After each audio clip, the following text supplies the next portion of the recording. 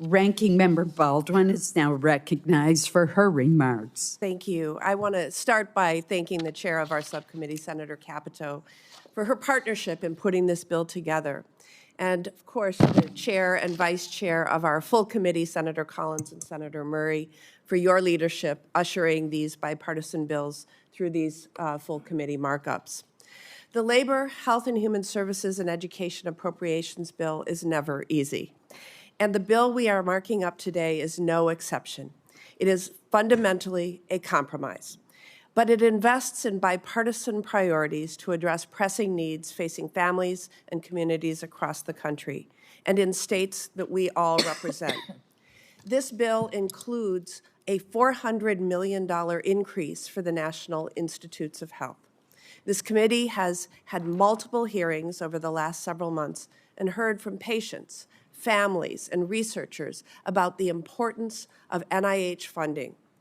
Over decades, this committee has, in a bipartisan manner, prioritized NIH and the research it supports to develop life-saving treatments and cures for devastating diseases.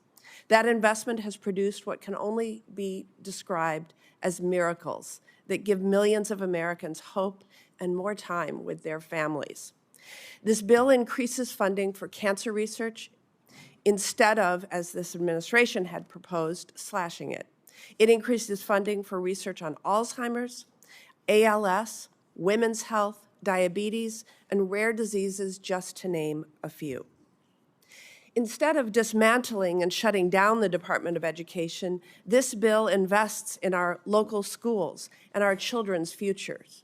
It protects important education funding that all of our states and schools, students, and families across the country rely on.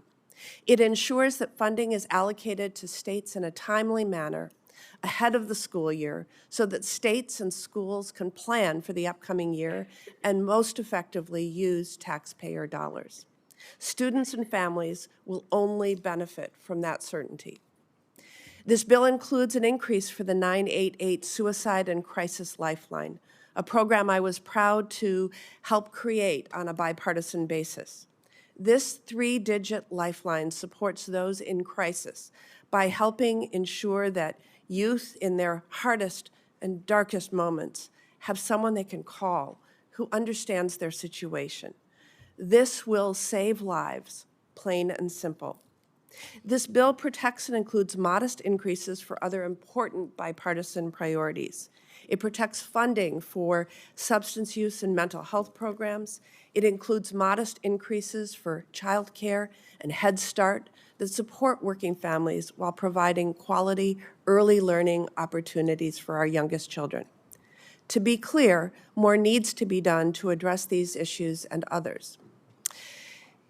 And that includes doing more to stand up to this administration, like when it takes steps that make it harder for seniors to talk to someone at a Social Security office, or when it forces a Head Start program to close and families to scramble to find childcare because they've needlessly delayed funding, or when the administration haphazardly fires the staff needed to carry out programs that we fund, like in April, when the Trump administration fired all the staff within the CDC's childhood lead poisoning prevention branch. That meant that when the city of Milwaukee encountered a lead crisis in 6 of its schools that displaced 1,800 children, and they called the CDC to ask for the kind of assistance it regularly provides, the CDC had to say they couldn't help because no one worked in that office anymore.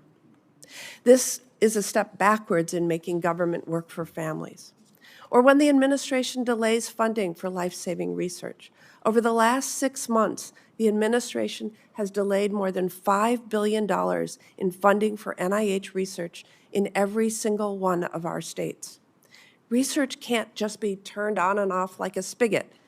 This isn't efficient, this wastes taxpayer dollars, and delays treatments and cures. And on top of that, just this week, Russell Vought and the Trump administration tried to prevent NIH from awarding billions more in funding through the rest of the year. Finally, we need to be able to defend the bipartisan bills that we put together so we can trust that one side won't walk back on these deals months later. I'm deeply disappointed by the decision of a slim partisan majority 2 weeks ago to eliminate funding for the Corporation for Public Broadcasting, and I will have more to say about that during this debate. As I said at the beginning of my remarks, this bill is very much a compromise. It's our fundamental duty to the American people that we do not end up in a spiral of full-year CRs, more government shutdown brinkmanship, and partisan packages that rescind funding because the president demands it. To that end, I will continue to push to take the labor, health and human services, and education and defense bills that we're marking up today to the floor in September. This isn't a pipe dream. We brought these two bills to the floor together in 2018, and they were signed into law by September 28th, prior to the start of the fiscal year. We can prove that the appropriation process isn't broken beyond repair. We get to make a choice on our path forward. By supporting this compromise, I'm choosing the one that better serves Wisconsinites and I believe all of our constituents. And finally, I too want to thank the staff who helped put this bill together. That includes the staff for the majority, Emily Slack, Catherine Knowles, Heather Wadika, Elizabeth Joseph, Jordan Lawler, and my staff on the minority, Amanda Beaumont, Aaron Dugan, Janie Delaney, Mike Gentile, Mark Leish, Megan Mott, Catherine Tomasian, and I also want to thank all the other committee staff and the GPO and the CBO who've worked literally around the clock to get to this point. This is a good bill, and I'm proud to have my colleagues' support for it.